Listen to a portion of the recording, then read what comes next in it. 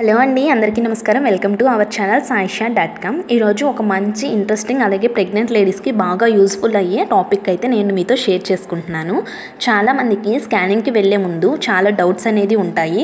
అంటే స్కానింగ్కి వెళ్ళే ముందు ఎటువంటి ప్రిపరేషన్ అనేది చేసుకొని వెళ్ళాలి గర్భిణీ స్త్రీలు అని ఆ టాపిక్ గురించి అయితే మనం ఈరోజు మాట్లాడుకుందాం. అంతకంటే ముందుగా నా ఛానల్ కనుక మీరు ఫస్ట్ టైం చూస్తున్నట్లయితే ప్లీజ్ సబ్స్క్రైబ్ అయితే చేసుకోండి. గర్భిణీ స్త్రీలు స్కానింగ్కి వెళ్ళే ముందు ముఖ్యంగా గుర్తుపెట్టుకోవాల్సిన మెయిన్ పాయింట్ వచ్చేసి మీరు టెన్షన్ అనేది అస్సలు పడకండి.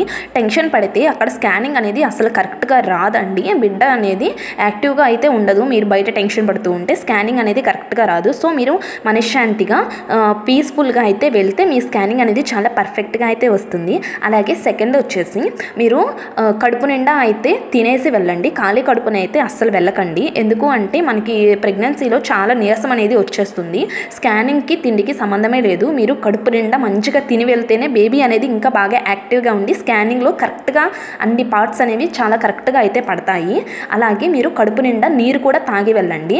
ఇప్పుడు మనకి ఫస్ట్ తీసే స్కానింగ్కి మనం నీరు అనేది తాగి వెళ్ళకూడదు. ఎందుకు అంటే అది మనకి ప్రెగ్నెన్సీ కన్ఫర్మింగ్ స్కాన్ కాబట్టి బేబీ అనేది ఫామ్ అయిందా లేదా, హార్ట్ బీట్ వచ్చిందా లేదా అని అది స్కాన్ అనేది మనకి పొట్ట మీద అయితే చేయరండి. సెకండ్ మంత్లో ఇంటర్నల్గా అయితే ఈ స్కాన్ చేస్తారు కాబట్టి దానికి వాటర్ అనేది తాగాల్సిన అవసరం అయితే లేదు.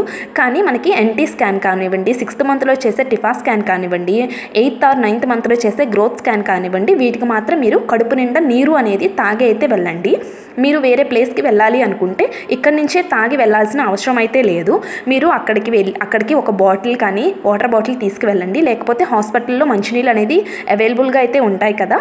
మీ ఓపీ అనేది ఇంకా 2-3 తర్వాత వస్తుంది అనగా మీరు కడుపు నిండా నీరు కనుక తాగితే బేబీ యొక్క మూమెంట్స్ కానివ్వండి, అలాగే బేబీ యొక్క ప్రతి ఒక్క అవయవం, ఇప్పుడు టిఫా స్కాన్ ఉంటుంది కదా, టిఫా స్కాన్ అనేది బేబీకి ఇట్లా వెనక వైపు తీస్తారు, అలాగే ముందు వైపు కూడా తీస్తారు.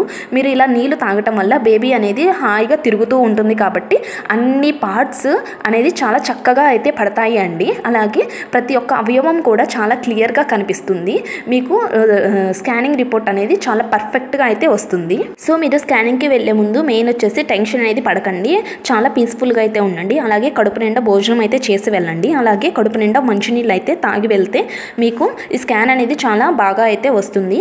సో నా వీడియో కనుక మీకు నచ్చితే నా వీడియోని లైక్ చేయండి. అలాగే నా ఛానల్ని సబ్స్క్రైబ్ అయితే చేసుకోండి. Thank you for watching.